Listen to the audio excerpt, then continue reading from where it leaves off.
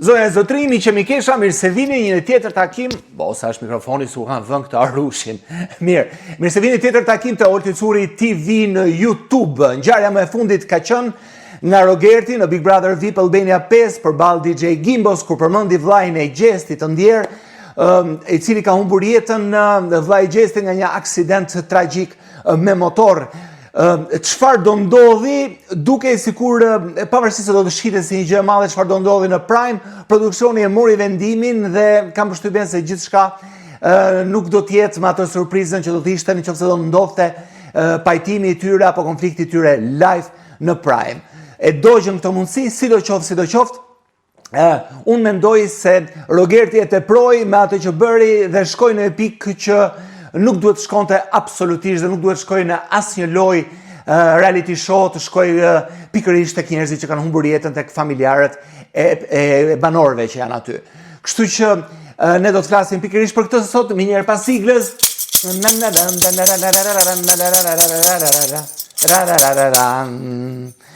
Okej, është takimi i radhës dhe ju falenderoj të gjithëve që jeni tek Olti Curi TV në YouTube.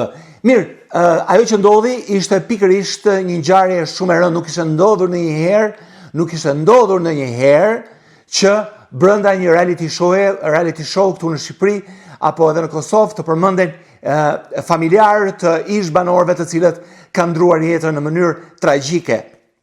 Maksimalja që ka ndodhur ka qenë, le themi, rasti i Gertës edhe Rozanës që tha unë kam atë që nuk e, pra unë kam fëmijë nuk e, dhe për këtë është bërë një kaos shumë e madhe gjatë Prime-it vitin e shkuar. Por ajo që ndodhi si vjet ka përcyer çdo pritshmëri që kishin. Ne menduam se Rogerti bëri të gjitha, po jo. Rogerti e bëri edhe këtë. Në një debat me DJ Gimbon, ai në një moment i thot më thuaj pak si ndodhi fatkeqësia e Gjestit. Deri këtu të gjithë ata të cilët janë fansa të Rogertit do ta justifikonin me faktin që e ka bërë këtë pyetje pa të keq, e ka bërë këtë pyetje sepse donte të dinte, duke qenë se DJ Gimbo është një mik i ngushtë i vllait të Gjestit, donte të dinte si ndodhi fatkeqësia e vllait të Gjestit. Por fakti që ai e din që vllai i Gjestit ka pasur një fatkeqësi, kam përshtypjen se e din që ajo fatkeqësi ka ndodhur nga një aksident me motor. Kështu që këtu fillon dhe këtu mbaron kjo histori. Ti nuk mund dish një pjesë të historisë dhe nuk di pjesën tjetër. Çfarë do ti të thot më shumë DJ Gimbo? Apo jo? Pastaj, nuk ishte një pyetje kjo, i drejtohen fansave të Rogertit. Nuk ishte një pyetje në një moment relaksi, në një moment që po pyesin dhe po flisnin për jetët e njëri tjetrit. Sepse pyetja e Rogertit erdhi në një moment kur ishin duke debatuar fort me njëri tjetrin. Dhe para një minuti, ai e përmendi Gjestin, përmendi diellën, e pa që DJ Gimbo nuk po reagonte dhe nuk po shkonte aty te nervozizmi që donte edhe priste Rogerti, dhe çfarë bëri? Përmendi vllain e Gjestit, që ishte një akt sipas meje shumë i ulët. Unë mendoj se asnjë banor në një reality show nuk ka prekur fundin më shumë se kaq për hir të lojës, për hir të 100.000 eurove, të cilat nuk janë 100.000 sepse 15% janë tatim dhe i bie që 85.000 euro po bëhet gjithë kjo. Do të thënë, ato po ngren të vdekurit nga varri për 85.000 euro. Le të shkojmë tani tek DJ Gimbo. Menaxhimi i tij ishte për mendimin tim shumë i mirë, duke qenë se është një djalë shumë i ri dhe është një diferencë moshe nga Rogerti. Mund të pritej gjëra të tilla nga 20-25 vjeçarët, por nga Rogerti, një moshë që është mbi 40, jo. Nga ana tjetër, DJ Gimbo reagoi shumë mirë. Madje pengu i tij ishte që nuk reagoi më fort, por ai u mendua mirë dhe vlerë në këtë ndërhyrje ka patur edhe Selina që i qëndroi shumë pranë. Ajo që nuk kuptova dot ishte ndërhyrja Artan Kolës. Artan Kola nuk e kuptoi fare se për çfarë po bëhej fjalë, që aty po debatohej për një adoleshent të vrarë në një aksident automobilistik që nuk hynte fare historia e tij, nuk hynte as ai as i vllai i Gjesti, fituesi i vjetshëm, dhe Artan Kola e kishte hallin me mirin. Do të thënë, edhe kjo është paksa e çuditshme, sepse në një situatë makabër ndërhyn njerëzit pa e ditur që aty është një situatë makabër, duke shndruar ndërhyrjen e tyre për hir të lojës akoma më makabre.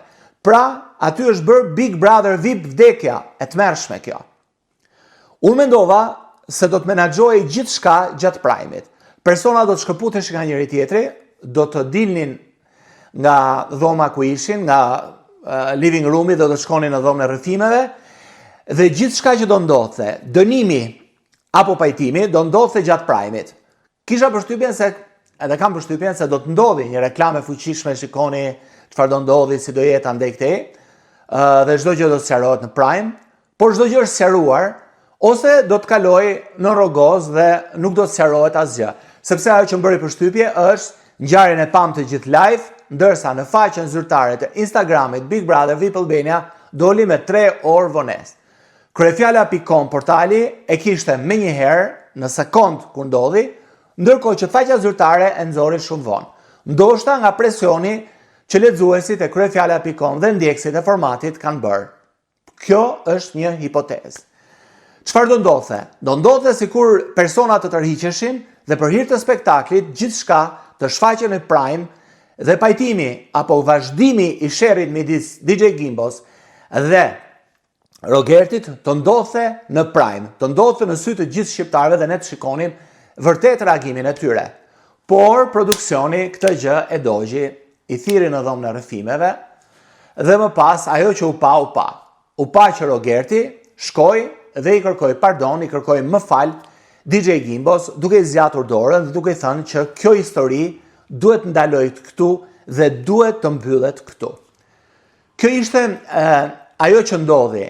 Por, nga ana tjetër, është një situatë e cila unë shpresoj që mos ndodhi asnjëherë tjetër, sepse është një situatë e cila e rëndon akoma dhe më shumë luftën përfitore. Ajo luftë përfitore duhet bërë me gjithë njerëzit që janë aty brenda, por nuk mund të sjellësh nga jashtë emra, persona, situata, apo familjar të banorëve që janë në garë, le pastaj banorëve që nuk janë në garë, le pastaj banor të cilët nuk jetojnë më. Por ajo që ndodhi është, dhe më bëri mua shumë përshtypje, është që për këtë histori nuk pati një mbledhje në living room dhe një debat, apo një sqarim, apo edhe një kurajo për t'ia dhënë DJ Gimbos nga të gjithë banorët, se cili prej tyre në këtë moment ku po përmendej një viktim, mbajtën pozicionin e tyre. Nuk është se Greta nuk i qëndroi pranë, Selina dhe të tjerë shkuan te DJ Gimbo dhe i qëndruan pranë në këtë rast. Ore mund të shkonin pranë edhe Rogertit, nuk ka asgjë. Por problemi është që duhet ishe bërë një debat. Nga gjithë kjo histori, duhet ishe marrë një mësim. Nga gjithë kjo histori, ato duhet të nxirrin një mësim sepse është një mesazh shumë i fortë që do i shkonte të gjithë të rinjve, do i shkonte të gjithë shikuesve të Big Brother VIP Albanias. Pra, në raste të tilla, ky debat do të vlente për të thënë, a ja vlen të bësh gjithçka për para, a ja vlen të prekësh një familje, të prekësh gjestin, të prekësh familjarët e gjestit, të prekësh kujtimin e një 15 vjeçari që nuk jeton më dhe ka lënë vetëm plag nga pas, unë këtë prisja. Kjo temë të ishte bërë e nxehtë, të ishte bërë e fortë, sepse brenda shtëpisë së Big Brotherit flitet për lloj budalliqesh, mblidhen ose brenda ose jashtë cigaria dhe sqarohen dhe mblidhen të gjithë. Ndërsa për një çështje kaq të madhe, kaloi sikur, vetëm sipas grupeve. Kush ishte me Rogertin, shkoi te Rogerti, kush ishte me DJ Gimbon, shkoi tek DJ Gimbo. Ky ishte takimi i radhës. Faleminderit shumë që ishit me mua.